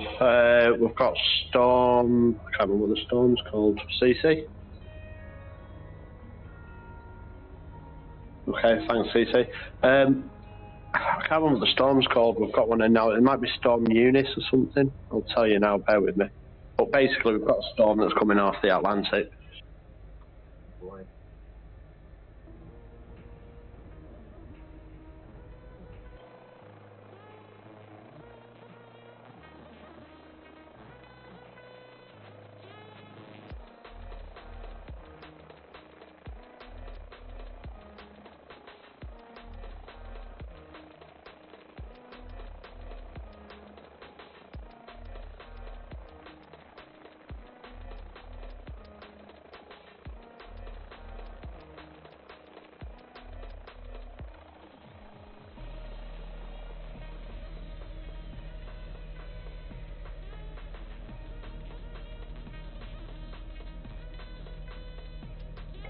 Storm Noah, it is. Which is ironic. Yeah, it is, isn't it? I mean, it's not kind of like the storms that other parts of the world get, you know, it's just a lot of wind and rain, basically. Should you be guys building an ark? No, exactly, yeah.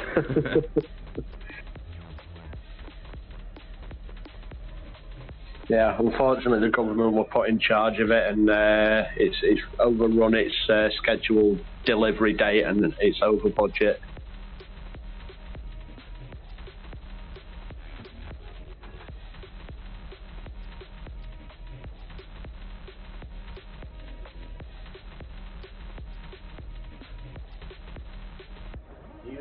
How's your power? Do you lose power during storms? Generally speaking, not an issue. Generally speaking, but it has been known to knock out power, you know, around different parts of the country, especially in the villages that are kind of cut off a bit more, you know. Right.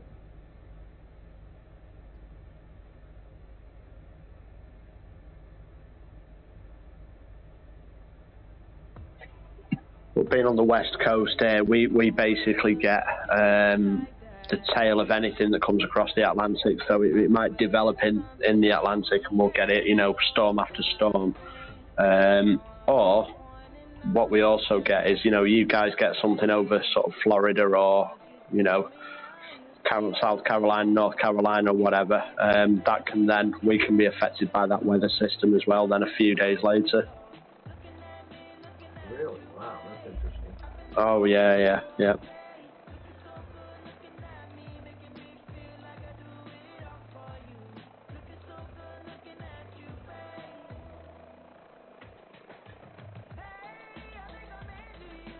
But then we're also affected by all the weather from the sort of the Arctic as well, and we're also affected by all the weather from the continent, from sort of Africa and Spain and places like that as well. So we're kind of, in terms of the weather we get in the UK, we're kind of in the middle of 4 air masses.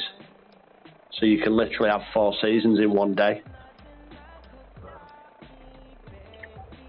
And if you ask anyone, it's generally speaking, like sort of, it's in people's conversations, you know, every day, the weather. It's like a national obsession. I guess it would have to be because it's so, you know, it's so, you have to deal with it so much.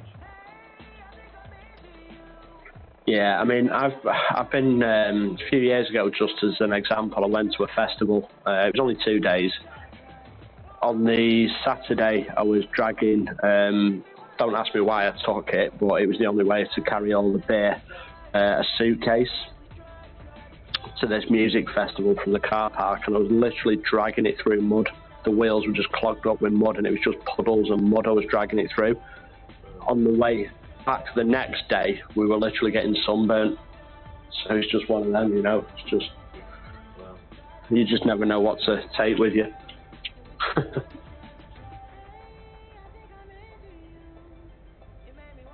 That would be a difficult place to live, weather-wise. When I was visiting the southern southern U.S., the southeastern U.S., I was in North Carolina, and in the morning it was very cold, and you had to bundle up, and then later on in the day it got to be hot and humid, and not very pleasant. Yeah, that's it. But then, like I say, we do avoid all the extremes, like, you know, like the south of the US, and, you know, the stuff that you get in the US, and, you know, even sort of continental like Germany or whatever, you know, it's probably 40 degrees on a semi-regular basis in the summer. Boseda, what does it get down to in Finland? You know, in the winter, northern Finland's probably down to what, about -20, -30? Something like that. It can get -20 here in Helsinki as well. It's pretty chilly. Yeah. Well, it's all about how you clothe yourself, you know. It's about clothing. True. And your attitude as well. If you think about it's cold, then it's gonna be cold. And you're gonna be freezing. But if you don't think about it, you're gonna be okay.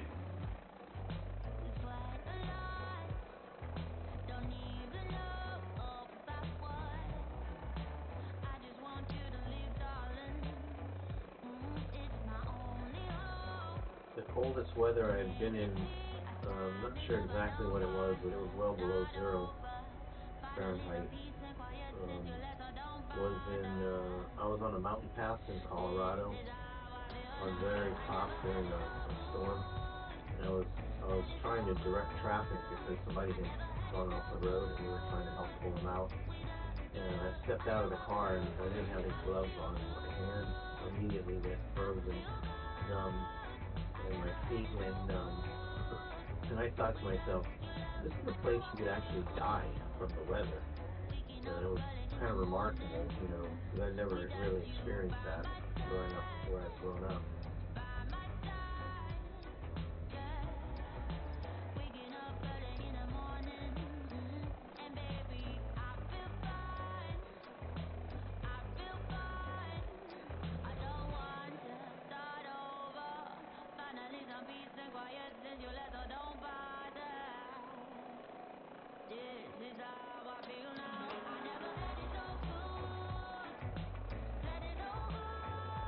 -0, that's like -90, -18 Celsius, I think. Yeah, I think so. Yeah. Is it something like -20 is the same as -20, or is it -40 is the same as -40 or something like that? -40 is -40, yeah. Yeah, anytime you get around 0, it's just going to be really cold.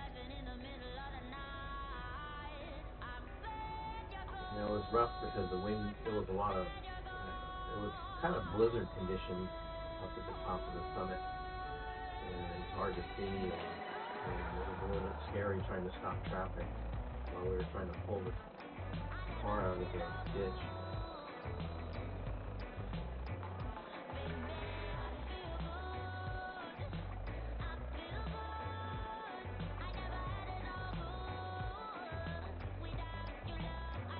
Where were you, Richard? Sorry, I missed where you were talking about. On the summit of Colorado. It was a place called Summit Pass. Oh, okay.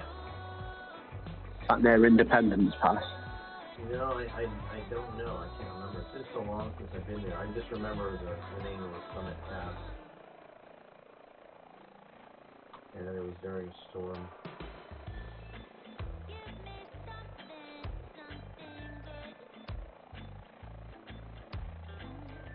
When we got to the area that we got to, they closed all the roads down. We were stuck there for about 2 days before they could clear out the roads. Yeah, I guess anything with the name Pass in it's always going to be extreme. Yeah.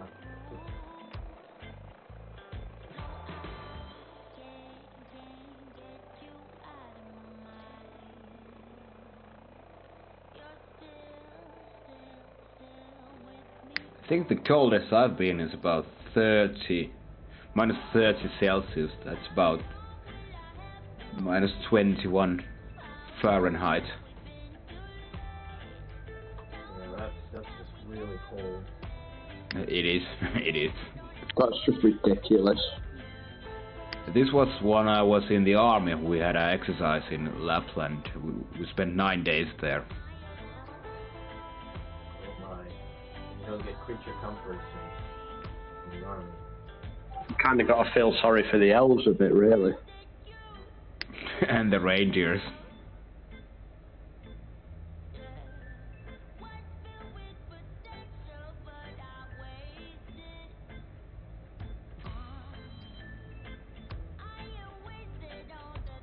Because I see on the ice pilots where when it gets to -40 and they're still flying, and I think at past -40 they stop, but up to -40 I think they carry on, don't they? And it's like, it's just ridiculous. And there's no heating in those like DC-3 cockpits either, that I'm aware of. That's mad. That's just madness.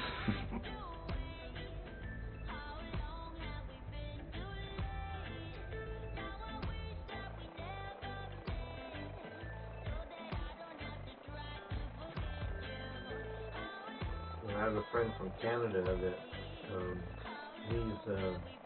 it's funny because when the temperature gets to be around 60 degrees Fahrenheit, which is what 12 or so Celsius, 12 or 11, he gets really cold, and he's just not used to that cold anymore like he used to be.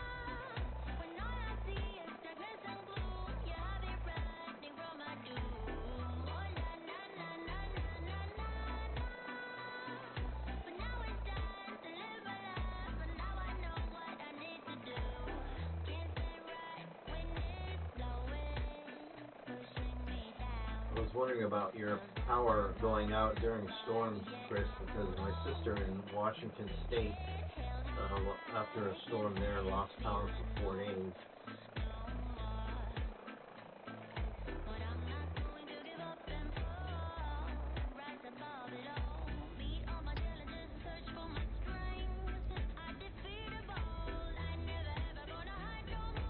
Sorry, Richard. I'm just getting literally about 5 frames a second there. Oh no, sorry.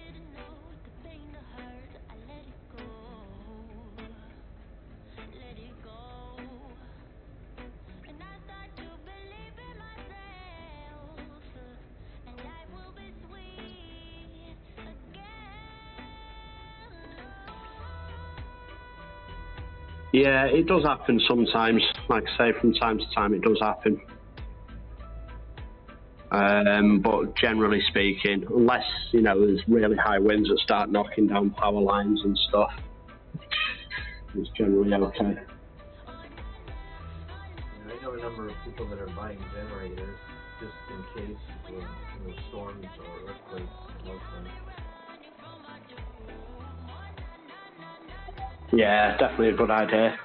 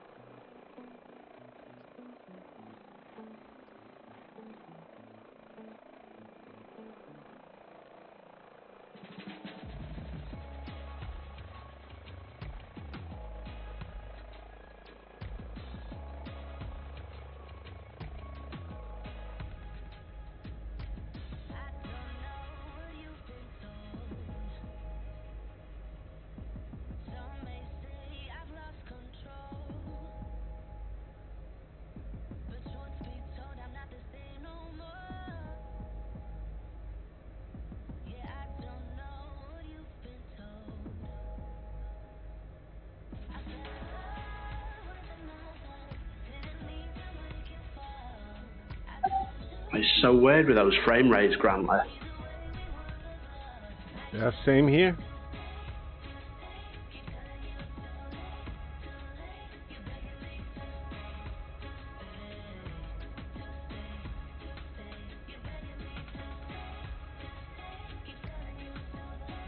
Yeah, fortunately I'm not having any problems with frame rates right now. You on live weather? Yeah, I'm on live weather too.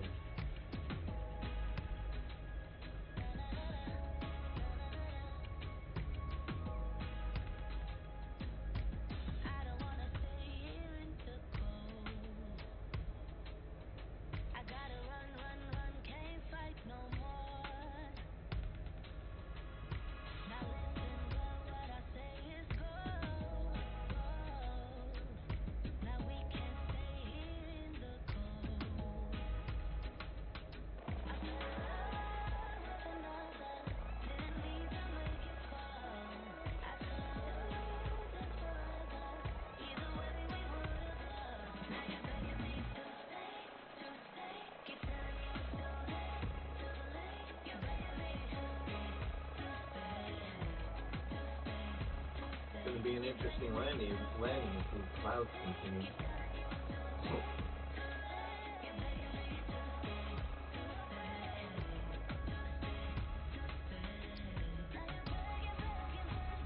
Yeah, for me, I've just broke out the clouds over the sort of city, so hopefully there should be an area above the airport that's clear. Yeah.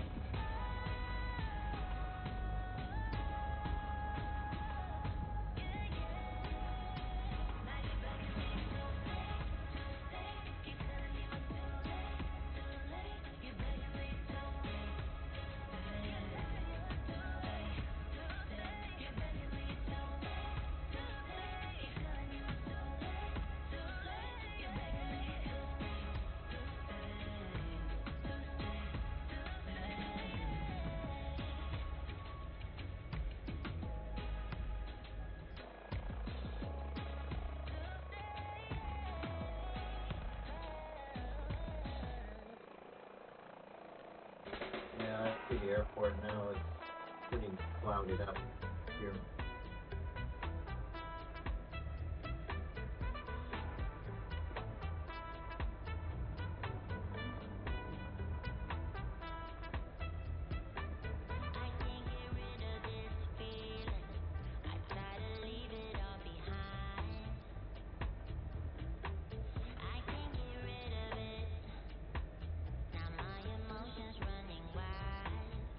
So what seems to be happening, Grant, it just seems to be going through 3 or 4, maybe 5 to 10 seconds maybe of just really poor frame rates and throwing the helicopter about everywhere, and then it just disappears and just flies normally again. And the frame rates return.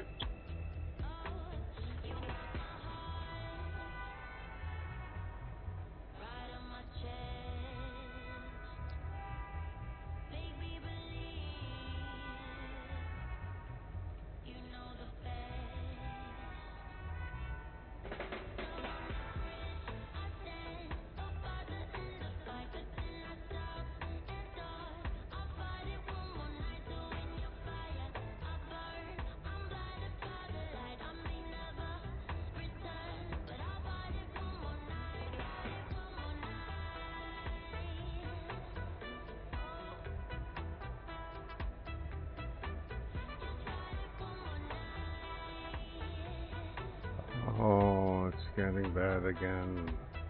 Why?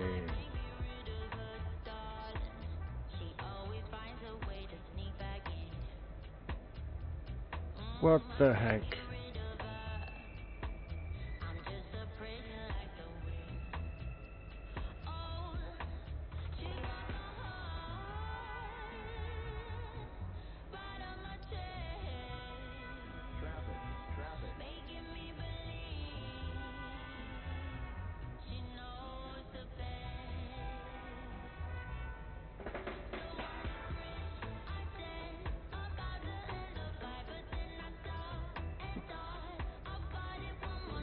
Seems like there's about a mile and a half of ability there.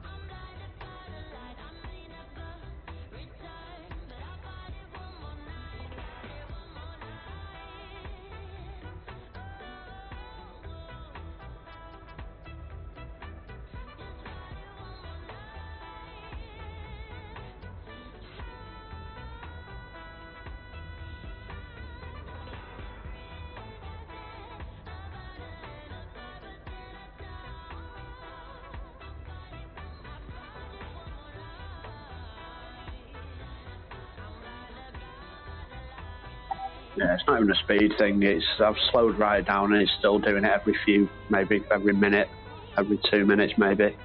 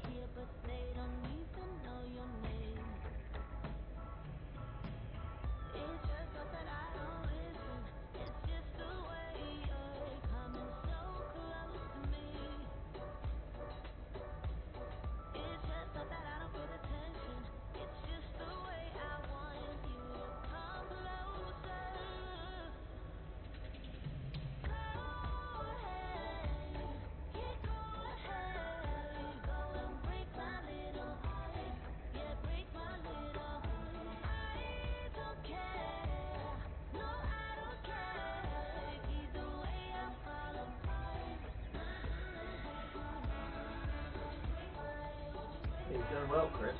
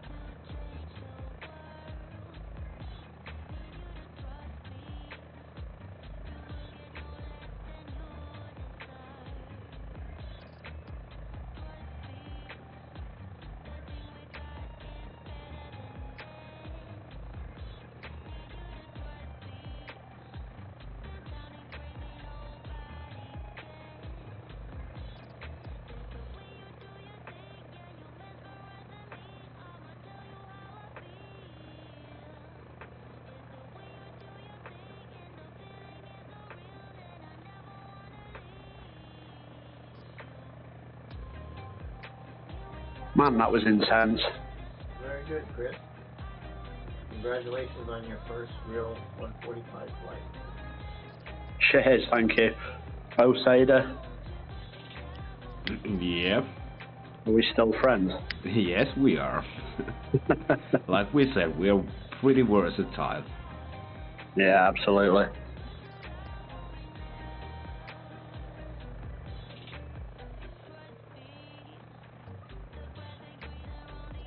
There comes Cece. Yep, that's 16.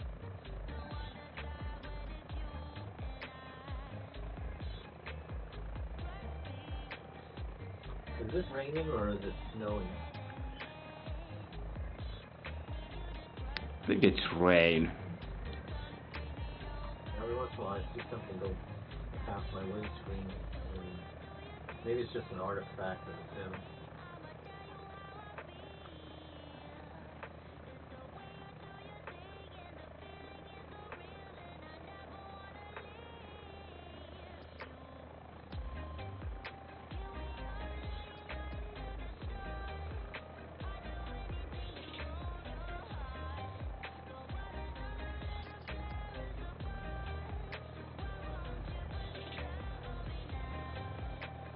So, are we all at the airport? Are we all in?